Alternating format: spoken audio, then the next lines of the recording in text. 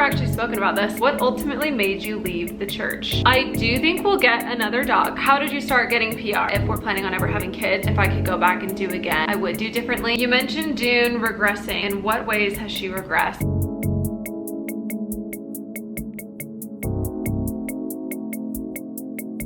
Settle on me.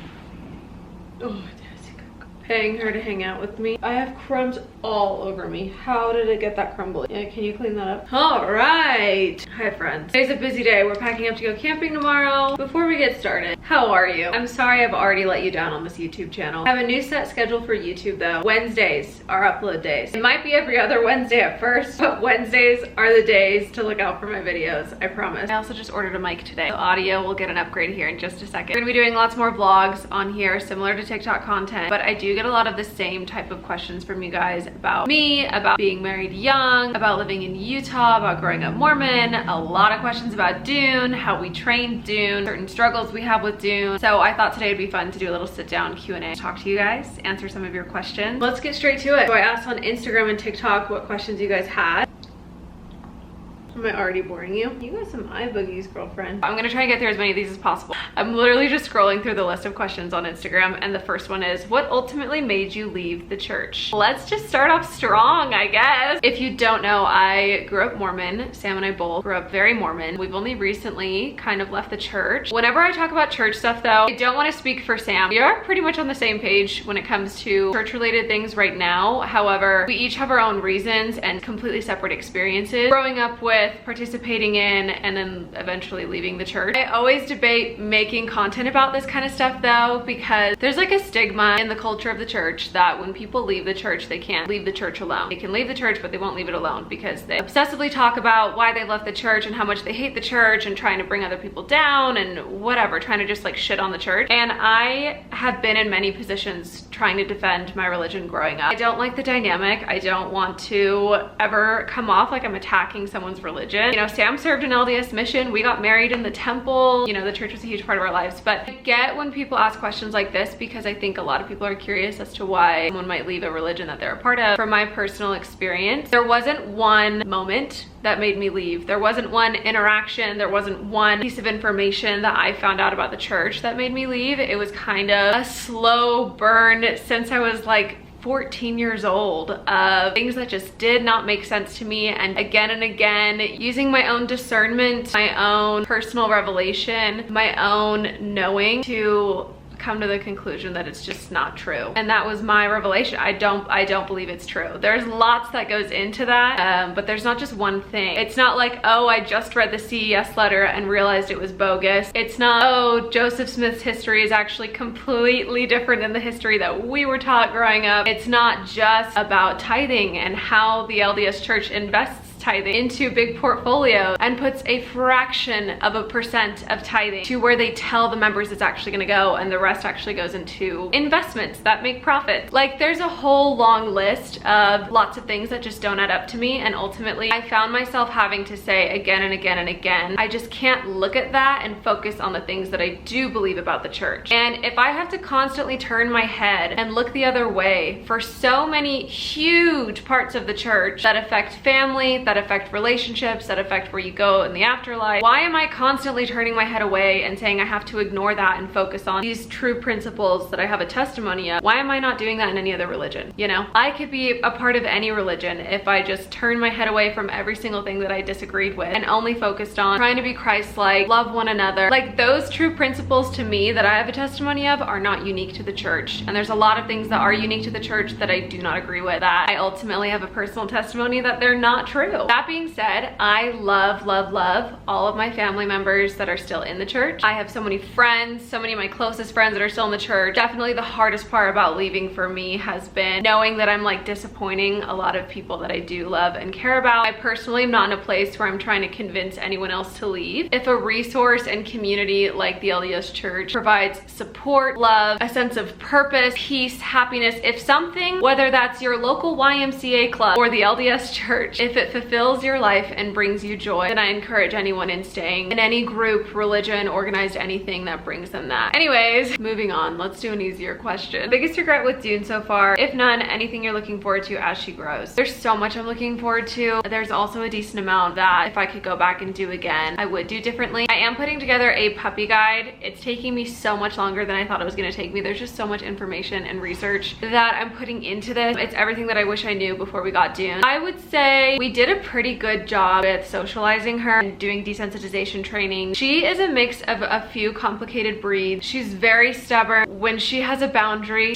it takes a while for her to like adjust that boundary or get used to something, if that makes sense. She's pretty naturally anxious. From day one, she's just been really bad with grooming. She absolutely hates her paws being touched, even though we did a lot of paw touching and like overall grooming. You guys saw on TikTok like the trainings I would do with her. We did take a lot of steps, but there's just some things that she still struggles with. I wish I did more frequent nail clippings. I think I got really scared when we were doing desensitization trainings that she would freak out so much that I would go longer in between trimmings because I wanted her to like recover and then like try again. But in all honesty, when you have a puppy, the things that they struggle with the most, even though you're gonna want to spend more time in between doing those things, you should do them more frequently. Crate training was a little bit difficult because I work from home, and so it was kind of hard to leave for a good amount of time every day. I got at least 30 minutes to maybe an hour most days. She really took a long time with crate training. I think being in the crate, she gets really frustrated that she's too confined. What we do for us at home that works for us, I would still highly recommend doing crate training before going to this, is she stays in my office and her crate is in there, but she also has an elevated bed. She has room on the floor to sprawl out. Especially before you do that, if you're going to do that, please do crate training first. They're probably gonna be the two biggest things that are gonna be the hardest to work on, depending on your pup, and you need to just do the most frequently. Groom them a lot, try and make it a positive experience. Google tutorials on how to do grooming trainings for your dog. And then the independence training stuff, like crate training, leaving them alone in another room. I had a video that went super viral. I've never actually spoken about this. I got like this puppy sling that I held her in. People freaked out on the internet because they're like, you're gonna give your dog separation anxiety for doing this. Dune was only ever in that sling maybe 4 times ever. She would squirm a lot in it and it wasn't like a good solution. I initially got it because she was late to her vaccination since she was a rescue. And so we were trying to come up with ways that we could bring her outside to socialize her without her touching the ground because she wasn't fully vaccinated yet. We ended up getting a wagon, which we used so much, and I highly recommend if you have a puppy that you're trying to socialize before they're vaccinated, use a wagon. But the puppy sling, a lot of people were like, your dog's gonna get separation anxiety because if they're on you and you're holding them that much, they're getting used to you and thinking, this is normal, this is where I need to be at all times, and when I'm not touching you and near you, something's wrong. Which, that's a very solid point. You should be giving you and your dog some space when you have a puppy. So something else I wish I did with Dune that we eventually did, if you can get a baby gate and put it up in a doorway and leave your dog in another room, so the door's not shut, there's just a gate, so they can't leave that room. They can hear you, they can smell you, they can probably see you. Put them in a laundry room, in a bathroom, whatever, and put a baby gate up. That's really good independence training for them to learn how to just be by themselves. And I wish we did that with Dune more earlier. And that was the biggest thing that helped us with some anxiety with Dune when we would leave her alone, was doing independence training. So Google independence training, do independence training your dog, especially if you're seeing signs of separation anxiety. How did you start getting PR? I have been growing my TikTok page for the past like 2-ish years. I post anywhere from, I try to do 2 to 5 posts a day. Some days I don't post anything. Some days I just post once, but the goal is 2 to 5 a day. So I'm very, very, very active on there and making a lot of content on there all the time. Much more active than Instagram and YouTube. I've just grown a platform there. I just hit like 350,000 last week or something. And so brands will reach out to me because they see my content on social media and they ask if they can send something. These two questions kind of go hand in hand. Would you get another dog for Dune? If so, what kind would it be? Plans to get any new pets? I do think we'll get another dog, maybe even a cat, but not right now. And you know, anything can change. However, we live in an 850 square foot apartment. Dune is 60 pounds. It's already a little bit crammed in here. I mean, it's perfect. It's not crammed. It's just not a lot of extra space. We don't have a patio. We don't have a backyard. Don't have a lot of space for 2 dogs. If we own come to home, we might get a dog sooner than later. But another thing we're trying to keep in mind is that we do want kids in the next couple years, which answers another question. I do have questions about if we're planning on ever having kids, and the answer is yes. Ideally after Sam's done with school, that would be great. We're pretty young. I got married at 19. So we've got time, that's for sure. I just turned 24. In Utah though, that is a little bit weird that we've been married for almost 5 years and don't have any kids. Dune's our baby for now. I would love to be able to foster as well. Right now, the kind of rough plan is maybe another dog after our first kid, like after our kid is 1 or 2. And even then we'll revisit the conversation. We'll just do whatever feels right depending on what our lifestyle is like, you know. What are some good camping food recipes? I'm so excited. We're going camping tomorrow. Sam normally does the cooking in our relationship. I mean, there's your classic stuff like hot dogs and hamburgers to grill. We like to do tinfoil dinners. If you don't know what a tinfoil dinner is, literally a bunch of tinfoil and you put in like a hamburger patty, or in my case I do a salmon patty, salmon burger patty. You can put in potatoes, carrots, onions, seasoning, and then you wrap it all up in the tinfoil. It's just this big old little mini oven of tinfoil, and you put it in hot coals and you put coals on top and you let it cook for like anywhere from 30 minutes to an hour depending on what you're cooking. Those are really great. I'll just make a playlist probably on TikTok of anytime we cook when we're camping, and I'll show you guys what we do. This last camping trip we did burritos. Sam pre-made some burritos and put them in a Ziploc bag and we put it in our cooler, and then we just put them on the grill and like toasted them up, and they were nice and crispy, and it was just a super simple, they were bean and cheese burritos. I'll make a playlist on TikTok. There's a lot of questions on here about our training with Dune. I need to do a separate video just breaking down kind of everything that we did. Something that we didn't do that a friend of mine I saw did that I really respect, and I think it's a good idea that I'm gonna try and include in the puppy guide, is to have like a schedule. If you're about to adopt a puppy, or if you just adopted a puppy, or if you're just really focusing on training right now, if you can have like a little checklist of everything that you want them to know, kind of like a calendar of like what you've accomplished. Like start with the basics, like their name recognition, sit down, stay, a little bit of recall. And if you have like a weekly checklist situation going on, that can be a really great way to have a well-rounded trained pup and just to track your progress. A trainer that I like to follow on YouTube, her name is Rachel Fisaro. She just makes a lot of good dog content. I don't know if she's a certified trainer, although the training industry is not regulated, so I don't know what I'm saying. Anyways, she has a great recommendation of learning 1 new trick a week, and that is so good for your dog enrichment. It's good for your relationship. It's good for practicing basics and constantly expanding and growing and having a really good foundation for you and your dog. We don't do a new trick a week with Dune, but we definitely try and introduce new things. Sam, a lot of times when he's got spare time, we'll try and teach her something new, and such a good enrichment activity for Dune and help strengthen our relationship, training skills, and it's just really good. How did you and Sam meet? We're a classic Provo love story. If any of you guys are from Utah, you'll get a kick out of this. Maybe not. Actually, you're probably bored of this. Sam and I met doing sales. We both used to do door-to-door sales. We'd get dropped off in neighborhoods and knock on doors and sell alarm systems is what we did. We both started working for the company in 2017. He's from Phoenix. I'm from Utah, suburbs of Salt Lake City area. When you do door-to-door sales, summer sales, they typically send you to another state for the summer, just from like April to September-ish. And so both of us were sent to California. I actually was sent to Fresno first, and Sam was sent to the Bay Area. So we were in different offices, and we didn't meet until actually the end of the summer, like August, because I transferred from my Fresno office to his office, and we met. He was this quiet little homeschool kid who just got back from his LDS mission. He was just so sweet. When you do sales, you get dropped off in your area every day, and you have a car group leader, someone that drives you out to area. We had the same car group, so we would sit in the back of our car group manager's car and talk about sales, and he was a little flirty and I was a little flirty back, and we started hanging out, and then we kind of just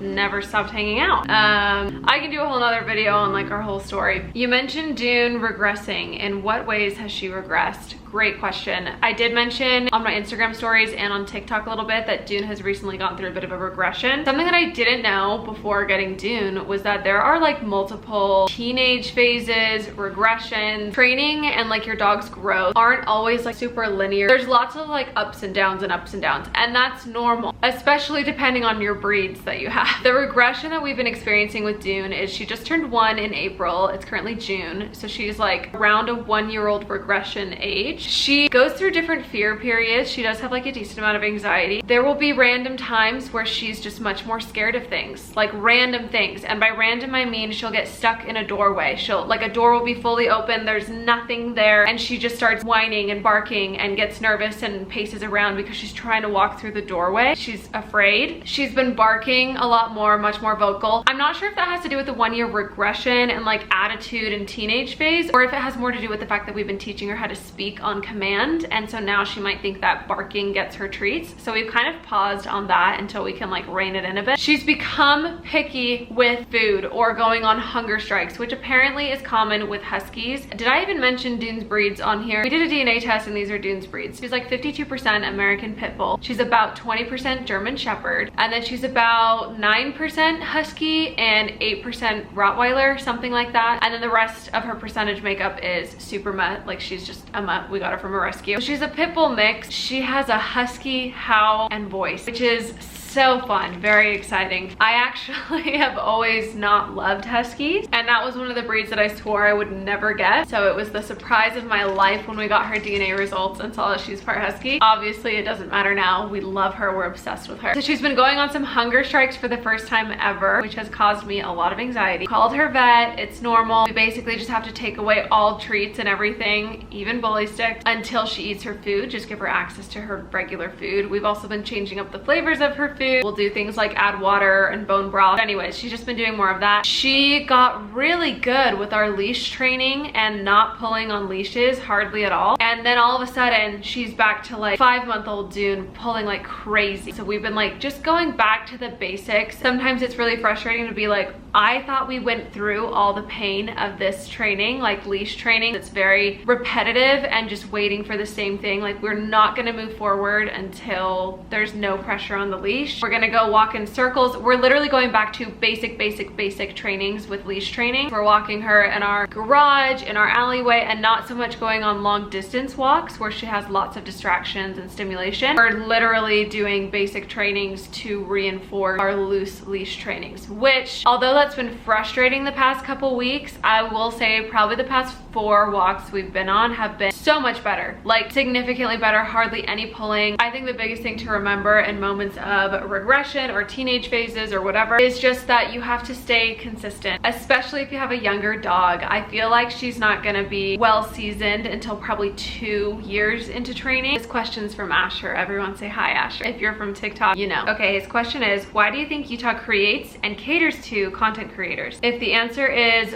blogger mom, why was Utah the place for that? Okay, speaking of Utah and mommy bloggers and content creators, I listened to a podcast and someone was interviewing Indie Blue about this, and I agree with her opinion 100%. Her take, from what I remember, is essentially that Utah is the mecca of mommy bloggers and content creators, and that the LDS Church has a huge role to play in that, which is an interesting take, but I think she's right. In the Mormon culture, scrapbooking and documenting is like so prevalent, supported, talked about, encouraged. My mom was a professional scrapbooker. Not every family is like this by any means. I have probably 40 books of scrapbooks of mine and my siblings' childhood from when we were born to now. My mom still scrapbooks to this day. For a while there, she was scrapbooking every week of our lives for a couple years. Now it's more like a monthly roundup, but there's just lots of documentation. The church encourages you to keep journals and to document a lot of things. Mormons also have this thing called Relief Society, which is basically like a women's community and group where they get together, they do activities, they do lots of homemaking things, they learn new skills, they go serve. There's a little community of especially women that get together a lot and share their talents, their recipes, things that they've learned, and then they usually document it and share it with either their ward or their family. And so I think some of the first like actual mommy bloggers that started blogs and were posting it to the internet, like on blogspot.com or something,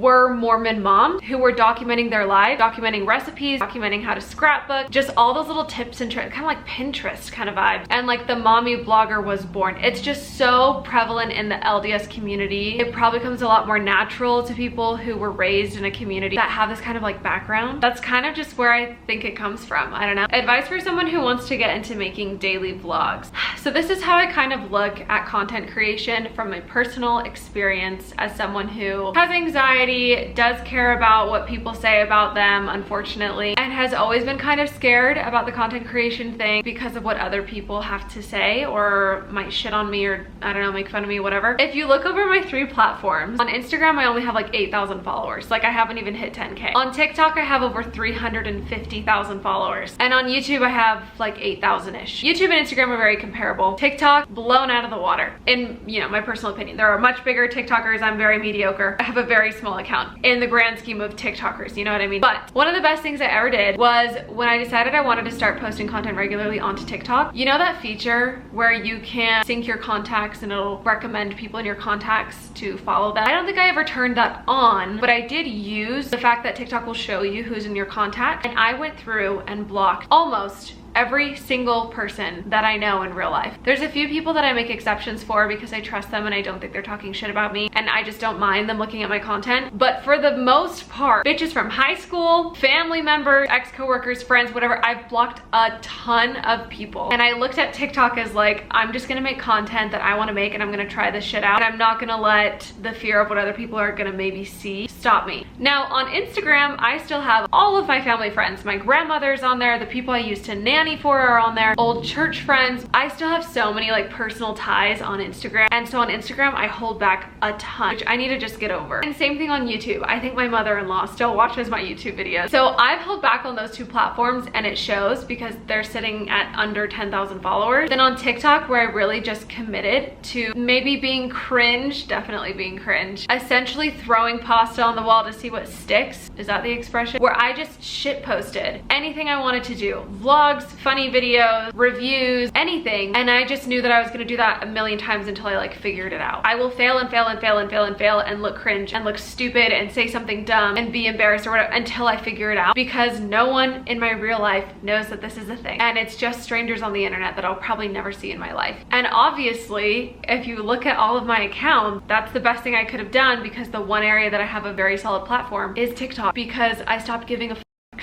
Now, that's also why I chose the name Greenie Beanie 420, so that no one in my personal life could go search me on TikTok. Now, that doesn't mean that people aren't seeing my TikToks. I am positive that some people in my life have found my TikTok, seen my TikTok, probably sent my TikTok to other family members or friends to talk shit about me or make fun of me or whatever. I just don't know about it, and it's not as obvious to me, so I don't care. However, my advice would be to post consistently. Probably another huge reason why my platforms aren't nearly as big on Instagram and YouTube is because I put pretty much all of my energy into TikTok, and I do post multiple times, almost every single day for 2 years. I would also say to make content that you love to watch. Compare what you're doing to the creators that you love watching and subscribing to, and obviously try and bring your own unique angle to whatever it is that you do, but you can copy styles of content. I love lifestyle vlogging. I love showing you day in the lives. Am I the first person to do a day in the life? No. Am I the first person to take you on a run in a vlog? No. But I'm gonna show you my way of going on a run, and I'm gonna show you my day in the life, which I have a pretty mundane, kind of boring life. But I do try and romanticize my day a little bit, or edit in a way that's fun and entertaining to watch, and just commit to it. You'll learn along the way the types of changes you wanna make. There's not one way to make videos though. There's some people that do a frick ton of jump cuts and have new stuff happening all the time, every single second, to keep your attention, like Cocomelon style. My stuff's usually a little bit faster cut together because I'm trying to fit a whole day into a vlog, and normally my vlogs are over 3 minutes because of that. You might film more cinematic things. You might want to do more comedic sketches. Like, there's just so many types of content. So I would, as you're consuming, be mindful of what you genuinely enjoy, and also look a little further into what it is you enjoy about that category. For example, like, I love lifestyle vloggers. There are some that I don't enjoy their videos as much, and some that I'm like, wow, I was thoroughly entertained, or I got a lot of value out of that, and I try and notice those little differences and apply them to my editing. That's where I think I'm also intimidated a bit with YouTube, is because I feel like a huge part of becoming a content creator is figuring out how you like to make your content. And with YouTube, I'm like, there's so many different ways that I could do this that I feel intimidated. Like, I want it to be a little bit more high value production type thing, when in reality, the content I enjoy making the most and the content that performs the best on TikTok and that I already do is more relaxed, chilled, just talking to the camera wherever and however I'm going about my day. So that's what I'm going to try and bring to YouTube as well. I think I just get stressed about entertaining in a longer form anyways. Next question, what is Sam going to school for? Great question. He is going to school for mechanical engineering. He's got a couple years left. He started school quite a bit later than the average person. We were doing sales, and then he decided he wanted to go to school for engineering. So we moved from living in our van in California to Utah so he could start going to school. And he's crushing it. He's like made the dean's list, I think, every semester. He just got 2 scholarships for next semester. He's got a 4.0 GPA. Like, he's slaying school. I'm very proud of him. How did you pick Dune's name? So there's a book called Dune. Sam and I listened to the audiobook together a couple years ago, and I didn't listen to the whole thing. Like, I was in and out for a lot of it. Like, I wasn't paying as much attention, so I don't feel like I've like actually listened to the book. Sam listened to it, loved it, and listened to like, there's a million books in the series, and he like listened to all of them. So we like talked about the book and the story and everything a lot. And then the movie came out just a few years ago, and we were like obsessed, and we watched it so many times. We love the soundtrack. We're huge Hans Zimmer fans. Sam is very much into like sci-fi, big world building type books, and this was one of his favorites. I'm currently reading it right now. It's pretty big, and it's kind of a hard read. It's just a lot of characters, a lot of world building, like I keep saying, but it's really cool. So I'm excited to be reading it. But anyways, when we were adopting Dune, I wanted to make it a little bit more of a personal name. So we started talking. I'm like, okay, let's think about like music that we both like, books that we both like, movies that we both like. Dune was already one of our favorite movies and soundtrack. And so at first Sam actually suggested the name Chani, which is one of the female characters in the book, which is still a beautiful name. But I was like, no, what about Dune? Dune is such a beautiful name. It could also be gender neutral. I love a good gender neutral name. Sam's name is gender neutral. My name's gender neutral. And Dune, just like as soon as I said it, I was like, yeah, that's it. Like, I love the name Dune. So anyways, I just thought it was beautiful, and it had something to do with us. Like, it's one of Sam's favorite books, and we have good memories tied to the book as well. We would listen to the audiobook a lot together on road trips, so that's where her name came from. Okay, I gotta wrap this up. I've been talking way too long. What do you do for work? How do you fit in going out with your dog and husband with your work schedule? So I have recently started doing content creation full-time, which is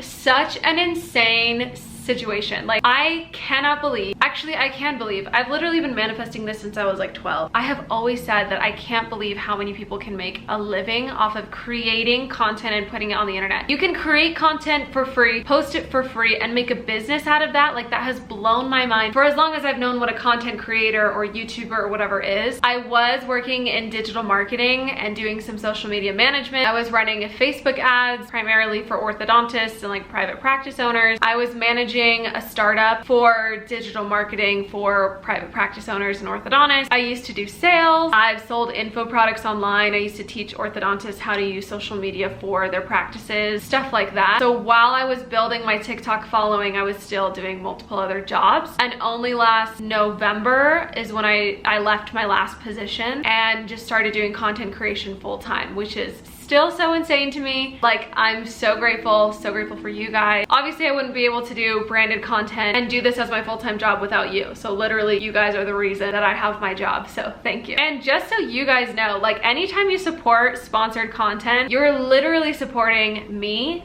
Dune, and Sam. Like, you're helping me put Sam through school. You're helping me put food on the table for Dune. What a cooler community. I don't know. I don't feel worthy of it, and I'm just very grateful. That being said, I still struggle with like a schedule. Sometimes when you work for yourself, essentially, you know, I'm an independent contractor, it can be hard to figure out your schedule because there are some content creators that really only have to post a couple times a week, do like a branded deal a month, and they post way less, and they just get to step away from work a lot more if that's how they choose to do it. I feel like right now I'm in such a place where yes, I can do this full time, but I would like to continue growing and to put out more high quality content, you know, grow across all platforms instead of just TikTok. And so it's hard for me to shut off work a lot because there's always something I could be doing for work. There is a never-ending list of to-dos. My work schedule is in my own hands. I could do as little or as much as I want to do, and I have a hard time finding a balance between that, between training Dune, between being present with like spending time with Sam, about taking time for myself. I have a really hard time managing it all. I kind of go through spurts of like very heavily focused on work for a few weeks, and then I burn out, all while maintaining Dune's schedule. I would say Dune has the most regulated schedule out of everything in my life. My Dune schedule is pretty well put together. Okay, there's quite a few more questions, but I feel like I'm so far out of time. I'll do another one of these soon. Just thought I'd sit down and chat with you guys today. I know you're gonna ask where Dooney Booney is, and she's curled up right next to me, sleeping. Sometimes she curls up in this really tight ball. She just got back from a walk, so she is tired. Sweet baby. Anyways, thank you guys for watching. I appreciate all of your support. Let me know what else you want to see on this channel. Vlogs and other sit-down videos are coming soon, and I love you. You can go follow me on Instagram and on TikTok if you're not already, and we'll talk soon. Bye.